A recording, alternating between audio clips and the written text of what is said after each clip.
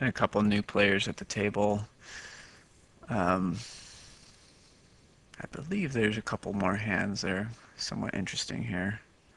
I'm just gonna fold to the mini raise with queen five. I hoping at some point I can get some kind of nice drawing hand or something where I can play against him in position, but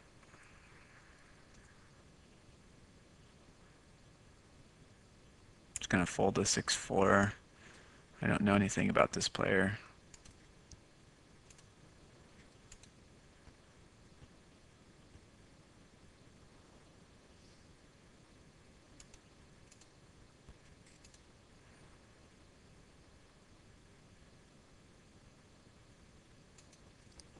8-9 in the cutoff.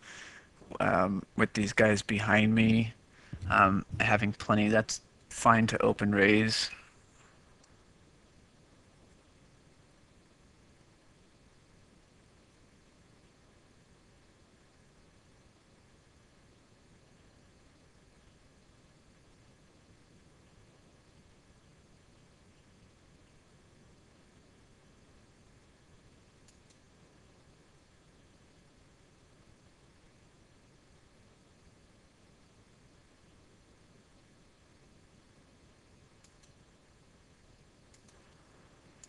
I'm just gonna skip through some of these hands. There's um, a few dead spots here. Queen 10, and he makes 3-time raise, but I'm not gonna play at a position there with that hand. If it was suited,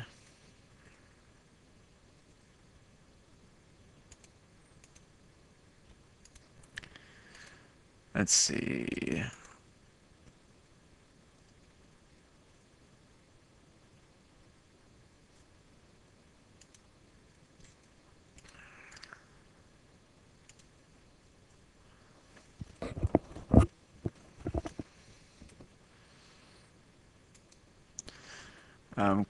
Call in position against his mini raise. Gonna call his turn bet here. Still ahead of his range. And now,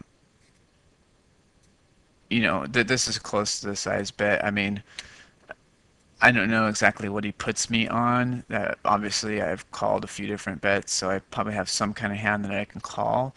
And he bets close to pot size here, so I expect him to have something, maybe deuces, maybe a flush, maybe even, you know, just runner, just have something like 6-7 or something or another, and just wanted to bet this board and then picked up the draw on the turn or whatever. So I'm just gonna fold this hand.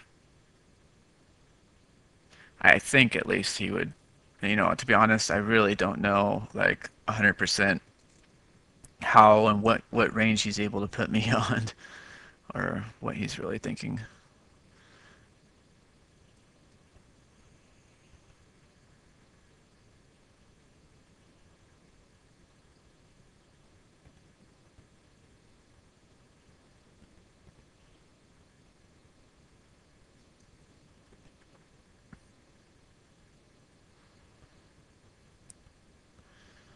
So pocket queens, obviously I'm gonna repop here.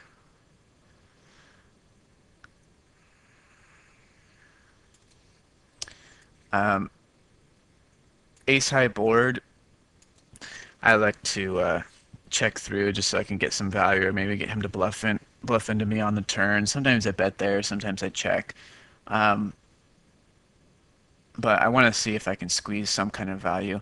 And most of the time here, I would bet this turn too, but I'm kind of slowing down, hoping that I can squeeze something. I just don't expect him to have a 9, or whether I can have a 5 or something like that. Maybe he has 9 or 8 or whatever.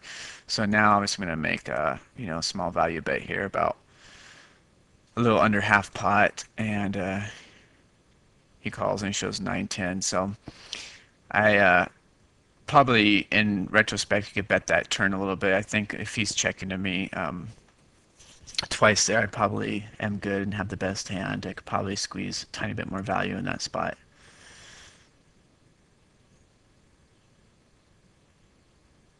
but that's the fun thing about being able to replay your hands. I haven't, really had a chance to go through the session, so I'm going through it as I'm recording this.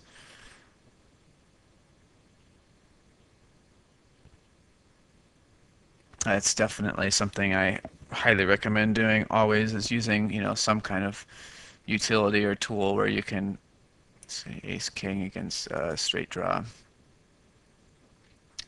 Some kind of utility where you can get some value out of, reviewing your hands and just going over all of the biggest pots you've played and stuff like that. It's definitely improve your hand reading skills and just your ability to understand like how you can squeeze value and bet, you know, what your betting percentages or ratios should be according to your hand strength in the pot and what have you. Um, Jack 3, not going to play that hand. Um, I really want to play pots with him, but I don't want to get stupid.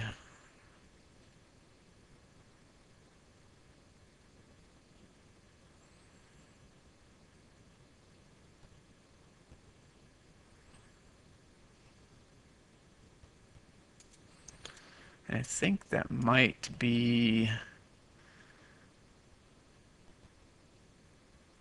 one of the last interesting hands. Okay, well, we have ace jack here.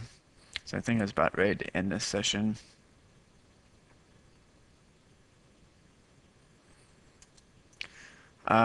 Get a call out of position here. This board, I likely suspect, actually has hit somewhere in his range. Typically, you wouldn't expect it's not that draw heavy or whatever.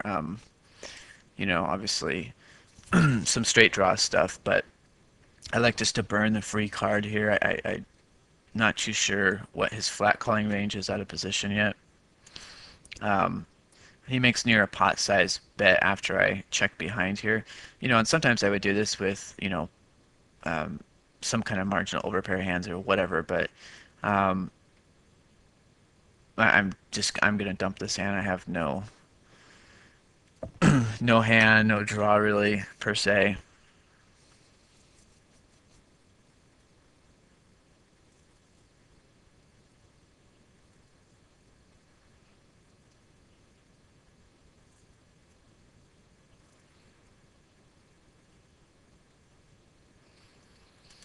And I believe that is it, yeah.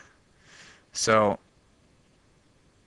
yeah, a couple interesting hands. I think the biggest thing that probably is that comes out of these kinds of sessions is just making sure you're getting max value out of your hands. You don't flop big hands very often, and you also have to make sure you're, squeezing some value in marginal spots, and just take your time, especially on the turn and river, trying to figure out what the most likely hand ranges your opponent has, and make sure that you're betting a size that is going to get that hand to call, and that you're not overcommitting yourself. So, anyways, hope you enjoyed the video, and I'll see you back at pokerzion.com.